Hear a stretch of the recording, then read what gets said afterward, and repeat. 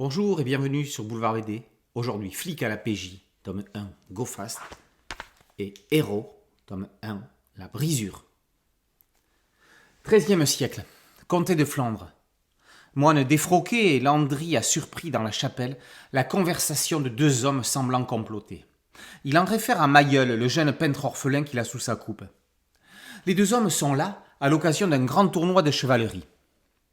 Passionné d'armoirie, Mailleul a pour mission de recenser pour la couronne l'ensemble des blasons du royaume.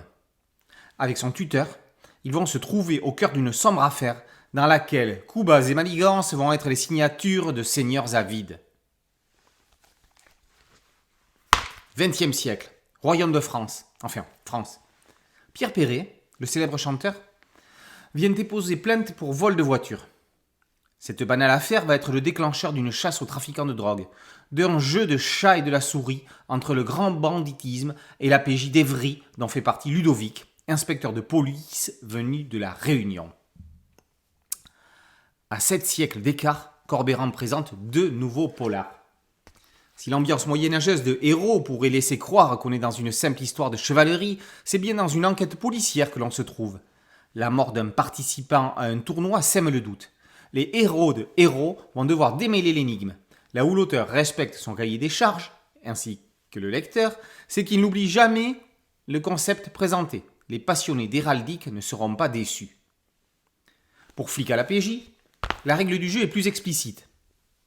Le go fast est la méthode utilisée par les trafiquants pour le transport des stupéfiants qui consiste à rouler à très grande vitesse pour éviter les contrôles de police.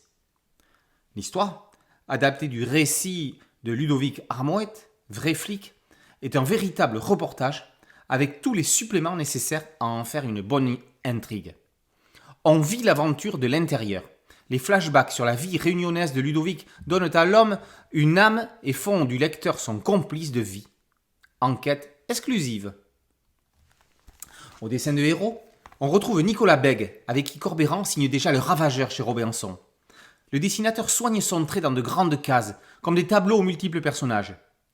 Banquet, tournoi, Bègue place sa caméra au cœur de l'action. Côté blason, il se met à la place de Mailleul pour s'appliquer dans leur représentation et les codes qu'il recense. Aux couleurs, Jean-Paul Fernandez contribue à l'impeccable voyage dans le temps. Dans un graphisme un peu plus rigide, Lucas Malizan essaye de coller à la réalité. Les couleurs de Chiarras et Peño, apparemment numériques, trop propres, procurent une impression de distance. On aurait aimé plus d'immersion. En bref, le lecteur reste spectateur, alors que paradoxalement, dans Héros, il est acteur. Avec ces deux nouvelles séries, Corbeyran poursuit son œuvre de scénariste prolifique populaire de qualité. Il est de ces gens comme Raoul Cauvin dans l'humour qui construisent des lecteurs au fil des générations et qui mettent dans leurs œuvres des histoires que certains pourraient prétendre sans prétention, mais qui sont savamment construites. Héros tome 1, La Brisure, par Corbeyran et Bègue. Flic à la PJ, tome 1, Go Fast, par Corbeyran et Malizan, d'après Armoët, sont parus aux éditions Delcourt. Boulevard BD, c'est un podcast audio et une chaîne YouTube. Merci de liker, de partager, de vous abonner. A très bientôt sur Boulevard BD. Ciao.